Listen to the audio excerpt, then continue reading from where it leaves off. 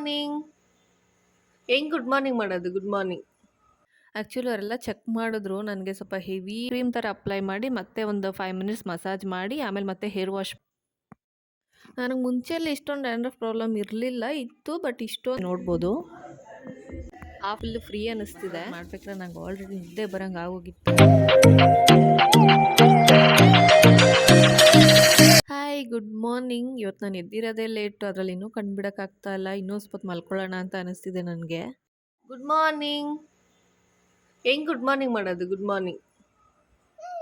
ತಾತ ಹಿಡ್ಕೊಳ್ಳುತ್ತೆ ಮೇಲೆ. ಬಾ ಬಾ ಬಾ. ನಾನು ಹೋಗ್ತೀನಿ, ಹೋಗಿ ಬಾಯ್.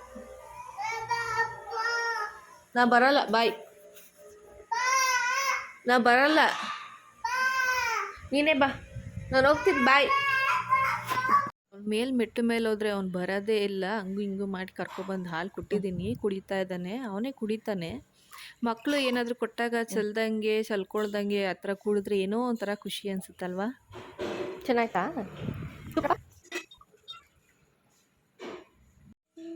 ಆಂಟಿ ಕೊಟ್ಬಿಡೋಗಲ್ಲಿ, ಕೊಡೋ, ಓಡ್. ಆಂಟಿ ಕೊಡ್ಬೇಕಲ್ಲಿ.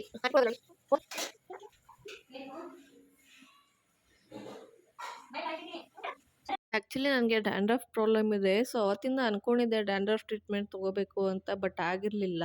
ಇವತ್ತು ಹೋಗ್ತಿದ್ದೀನಿ, ನೋಡೋಣ ಹೇಗಿರುತ್ತೆ ಏನು ಅಂತ. ಆ್ಯಕ್ಚುಲಿ ಅವರೆಲ್ಲ ಚೆಕ್ ಮಾಡಿದ್ರು. ನನಗೆ ಸ್ವಲ್ಪ ಹೆವಿ ಡ್ಯಾಂಡ್ರಫ್ ಇರೋದ್ರಿಂದ ಸೊ ನೀವು ಅಡ್ವಾನ್ಸ್ ಟ್ರೀಟ್ಮೆಂಟ್ಗೆ ಹೋಗಿ ಅಂದರು. ಸೊ ಈಗ ಹೇರ್ ವಾಶ್ ಮಾಡಿದ್ದಾರೆ. ಫ್ಯೂ ಇಯರ್ಸ್ ಬ್ಯಾಕ್ ನಾನು ಕೆರಟಿನ್ ಟ್ರೀಟ್ಮೆಂಟ್ ತೊಗೊಂಡಿದ್ದೆ, ಬಟ್ ಆಗ ಓಕೆ ಅಷ್ಟೊಂದೇನು ಡ್ಯಾಂಡ್ರಫ್ ಇರಲಿಲ್ಲ. ಬಟ್ ಅದೇನು ಡ್ಯಾಂಡ್ರಫ್ಗೆ ಅಂತ ನಾನು ಟ್ರೀಟ್ಮೆಂಟ್ ಮಾಡಿಸ್ಕೊಂಡಿರಲಿಲ್ಲ. ಸ್ವಲ್ಪ ಹೇರ್ ಫಾಲ್ ಅದು ಇದು ಇತ್ತು, ಸ್ವಲ್ಪ ಹೇರ್ ಎಲ್ಲ ಡ್ಯಾಮೇಜ್ ಆಗೋಗಿತ್ತು ಅಂತ ನಾನು ಮಾಡಿಸ್ಕೊಂಡಿದ್ದೆ. ಬಟ್ ಇವಾಗ ಹೆವಿ ಡ್ಯಾಂಡ್ರಫ್ ಇರೋದ್ರಿಂದ ಓಕೆ ಇದು ಟ್ರೈ ಮಾಡೋಣ ಅಂತ ಬಂದಿದ್ದು. ತುಂಬ ಶಾಂಪೂ, ಹೇರ್ ಆಯಿಲ್ ಎಲ್ಲ ಯೂಸ್ ಮಾಡಿ ನೋಡಿದೆ, ಬಟ್ ನನಗೆ ಅದು ಯಾವುದೂ ರಿಸಲ್ಟ್ ಕೊಡಲಿಲ್ಲ. ಇನ್ನೂ ಆಯಿಲ್ ಅಪ್ಲೈ ಮಾಡೋದ್ರಂತೂ ಸಿಕ್ಕಾಪಟ್ಟೆ ಆಗೋಗುತ್ತೆ ಡ್ಯಾಂಡ್ರಫು. ಸೊ ನೋಡೋಣ ಇದು ಹೇಗೆ ವರ್ಕ್ ಆಗುತ್ತೆ ಅಂತ. ಇದು ಲೋರಿಯಲ್ ಡ್ಯಾಂಡ್ರಫ್ ಟ್ರೀಟ್ಮೆಂಟ್ ಮಾಡ್ತಿರೋದು ಇವ್ರು ನನಗೆ. ಫಸ್ಟ್ ಅದೇನೋ ಜೆಲ್ ಥರ ಅಪ್ಲೈ ಮಾಡಿ ಒಂದು 5 ಮಿನಿಟ್ಸ್ ಚೆನ್ನಾಗಿ ಮಸಾಜ್ ಮಾಡ್ತಾರೆ. ಮಸಾಜ್ ಮಾಡ್ಬೇಕಾದ್ರೆ ನಂಗೆ ಆಲ್ರೆಡಿ ನಿದ್ದೆ ಬರೋಂಗೆ ಆಗೋಗಿತ್ತು. ಅವ್ರು ಮಸಾಜ್ ಮಾಡಬೇಕಿದ್ರೆ ನನಗಂತೂ ಮೈಂಡು ಅಷ್ಟು ರಿಲ್ಯಾಕ್ಸ್ ಆಗ್ತಿತ್ತು, ಒಂಥರ ರಿಫ್ರೆಶ್ಮೆಂಟ್ ಅನ್ನಿಸ್ತಿತ್ತು. ಮತ್ತೆ 5 ಮಿನಿಟ್ಸ್ ಬಿಟ್ಟು ಮತ್ತೆ ಹೇರ್ ವಾಶ್ ಮಾಡ್ತಿದ್ದಾರೆ.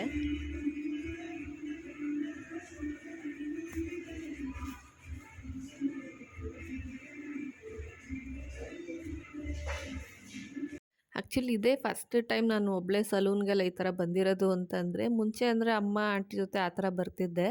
ಬಟ್ ಇದು ಫಸ್ಟ್ ಟೈಮ್ ಈ ಥರ ಒಬ್ಬಳೇ ಸಲೂನ್ಗೆ ಬಂದಿರೋದು ಅಂತಂದರೆ ಇದು ಒಂಥರ ಎಕ್ಸ್ಪೀರಿಯನ್ಸ್ ಚೆನ್ನಾಗೇ ಇದೆ. ಫಸ್ಟ್ ಜೆಲ್ ಅಪ್ಲೈ ಮಾಡಿ ಒಂದು 5 to 10 ಮಿನಿಟ್ಸ್ ಬಿಟ್ಟು ಮತ್ತೆ ಹೇರ್ ವಾಶ್ ಮಾಡ್ತಾರೆ. ಮತ್ತು ಇವಾಗ ಕ್ರೀಮ್ ಥರ ಅಪ್ಲೈ ಮಾಡ್ತಿದ್ದಾರೆ. ಕ್ರೀಮ್ ಥರ ಅಪ್ಲೈ ಮಾಡಿ ಮತ್ತೆ ಒಂದು 5 ಮಿನಿಟ್ಸ್ ಮಸಾಜ್ ಮಾಡಿ ಆಮೇಲೆ ಮತ್ತೆ ಹೇರ್ ವಾಶ್ ಮಾಡ್ತಾರೆ. ನನಗೆ ಮುಂಚೆಲ್ಲ ಇಷ್ಟೊಂದು ಡ್ಯಾಂಡ್ರಫ್ ಪ್ರಾಬ್ಲಮ್ ಇರಲಿಲ್ಲ, ಇತ್ತು ಬಟ್ ಇಷ್ಟೊಂದೇನು ಇರಲಿಲ್ಲ. ಅವಾಗ ಅವಾಯ್ಡ್ ಆಗ್ತಿತ್ತು. ಬಟ್ ಇವಾಗ ಯಾವ ಶಾಂಪು ಯೂಸ್ ಮಾಡಿದ್ರು, ಏನು ಆ್ಯಂಟಿ ಡ್ಯಾಂಡ್ರಫ್ ಶಾಂಪು ಯೂಸ್ ಮಾಡಿದ್ರು ನನಗೆ ಅವಾಯ್ಡ್ ಆಗ್ತಾ ಇರಲಿಲ್ಲ. ಇನ್ನೂ ಹೇರ್ ಫಾಲ್ ಜಾಸ್ತಿ ಆಗ್ತಿತ್ತು ಮತ್ತು ಇಚ್ಚಿನೆಸ್ ಜಾಸ್ತಿ ಆಗ್ತಿತ್ತು.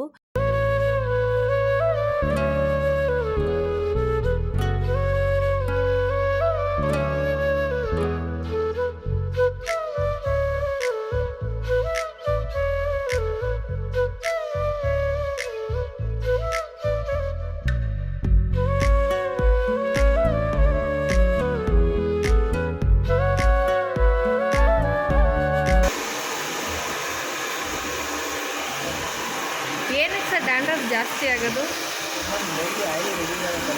ಹಾಂ ಹಾಂ, ಓಕೆ.